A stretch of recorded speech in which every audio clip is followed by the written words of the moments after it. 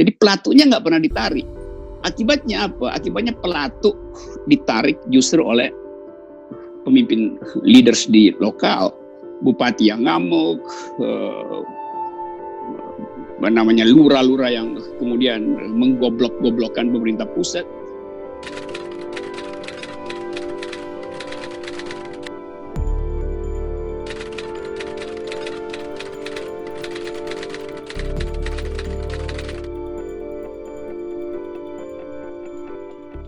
Goblok itu, ngeyel tuh menteri. Tak hanya kepala daerah, kepala desa juga ikut-ikutan protes. Kali ini, protes dilakukan kepala desa di Subang, Jawa Barat. Tak tanggung-tanggung protes dialamatkan kepada Presiden. Dengan statement Bapak bahwa warga kami akan mendapat bantuan, ini semua ricuh.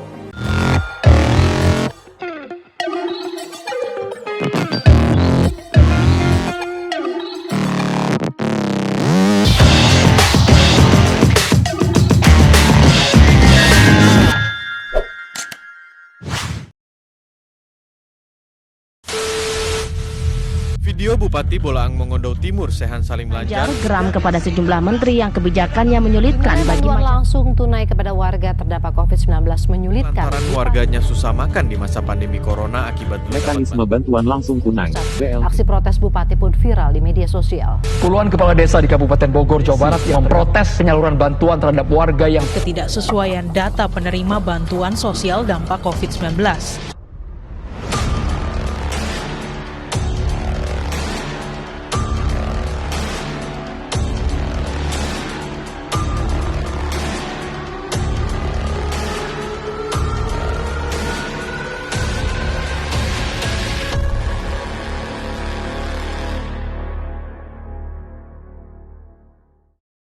Inilah bantuan langsung tunai yang digembor-gemborkan pemerintah pusat untuk membantu warga terdampak pandemi COVID-19. Di Jakarta, pemerintah pusat menggandeng ojek online dan PT Pos Indonesia untuk penyalurannya. Bantuan paket sembako dan uang tunai yang berharga Rp600.000 ini akan disalurkan selama 3 bulan ke depan. Lain di Jakarta, lain di daerah. Kekisruhan bantuan langsung tunai justru terjadi. Dinilai bantuan langsung tunai kepada warganya yang terdampak COVID-19 menyulitkan, Bupati Bolaang Mongondo Timur Sehan Salim Lanjar kesal dan memprotes pemerintah pusat. Aksi Bupati Bolaang Mongondo Timur ini viral di media sosial.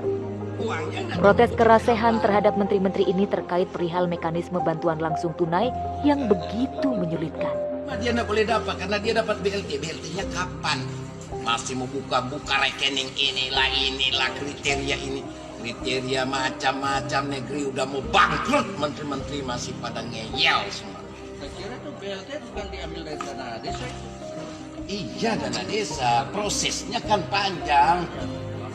Buka rekening Terakhir buka rekening. No, kalau 4.700, emangnya Bang Sulut ada buku rekening sebanyak itu? Goblok itu, ngeyel tuh menteri. Tak hanya kepala daerah, kepala desa juga ikut-ikutan protes.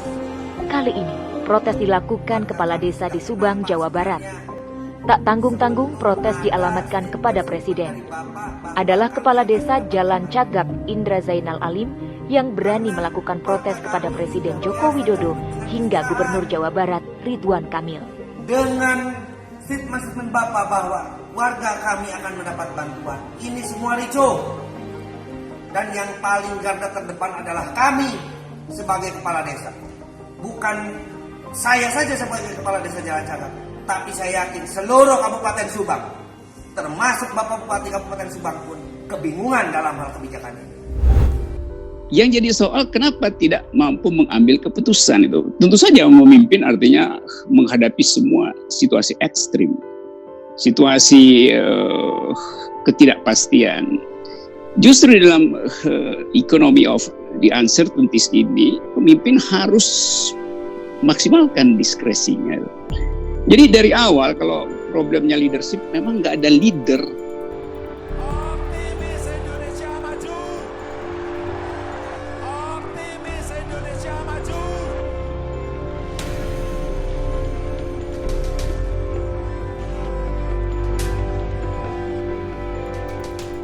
Yang ada dealer, kebanyakan dealer. Deal sana, deal sini. Memutuskan arah APBN, mau relaksasi ekonomi, atau mau menyelamatkan jiwa. Itu dealernya banyak yang bisikin kan. Jadi presiden yang disandra oleh para dealer, padahal dia leader. Itu problem utamanya di situ sebetulnya. Kalau soal leadership. Problem kedua diterangkan tadi oleh Mbak Nina, bahkan soal masker aja sampai sekarang orang susah cari. Saya tinggal di pinggir hutan di Sentul, itu desa sekitar saya itu nggak ada tuh maskernya tuh, bikin sendiri, minta sana minta sini tuh. Jadi ini pertanda bahwa memang koordinasinya berantakan, dan mesti diakui dulu bahwa dari awal data itu memang tidak tersedia. Kenapa? Kalau kita pergi jauh ke sumber awal dari problem ini, Presiden sendiri mengatakan bahwa kami bekerja mengikuti metode intelijen. Jadi datanya dikumpulin diam-diam, entah dari mana, ngutip dari versi luar negeri, ditambah perdukunan mungkin nujum. Kan masalahnya kalau datanya dikendalikan oleh intelijen, maka akademisi, researcher nggak mungkin punya akses. Padahal data itu diperlukan oleh akademisi untuk bikin proyeksi. Demikian juga tenaga medis, dia nggak tahu datanya karena datanya dikunci di dalam terminologi ini data berbasis intelijen. Jadi ajaib bahwa dari awal pendekatannya udah pendekatan remang-remang. Intelijen kan bekerjanya remang-remang, kan. Nah, kemudian kita ikutin lagi keterangan berikutnya itu. Keterangan dari Pak Luhut. Pak Luhut bilang ini strategi militer. Jadi bagaimana mungkin strategi militer diucapkan oleh Menko Investasi itu?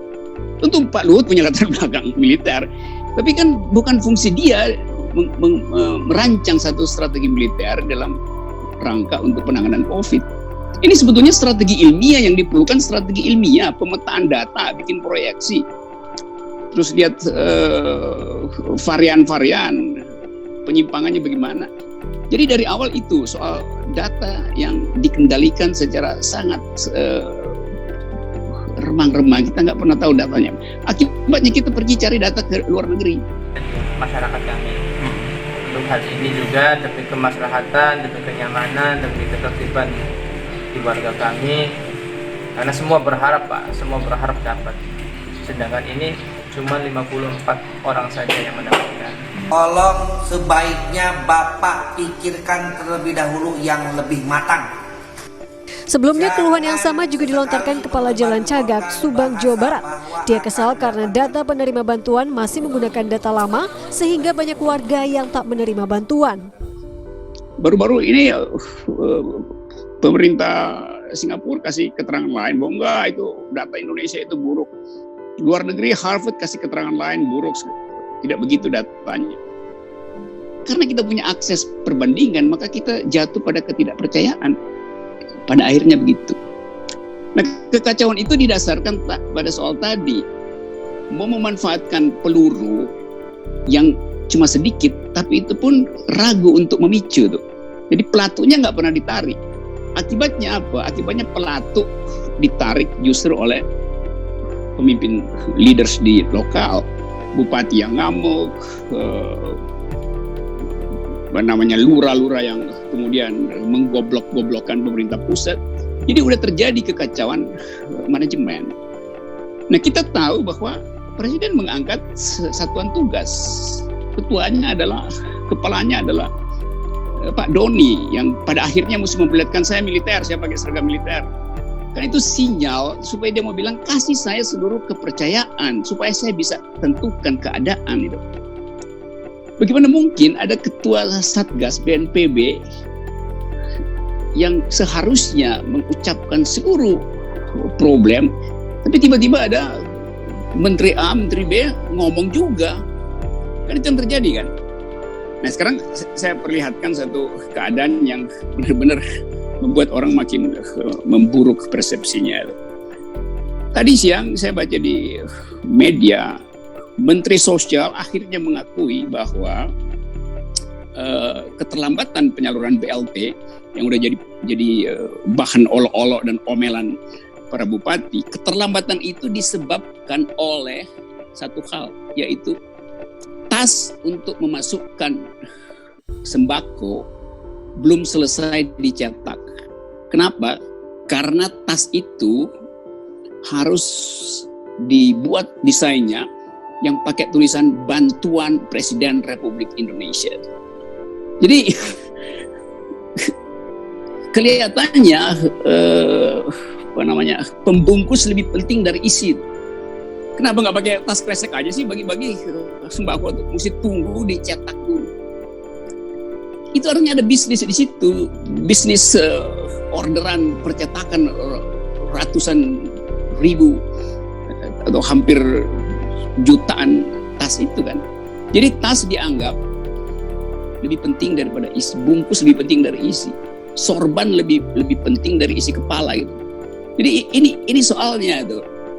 Dengan kata lain tetap ada pencitraan di situ.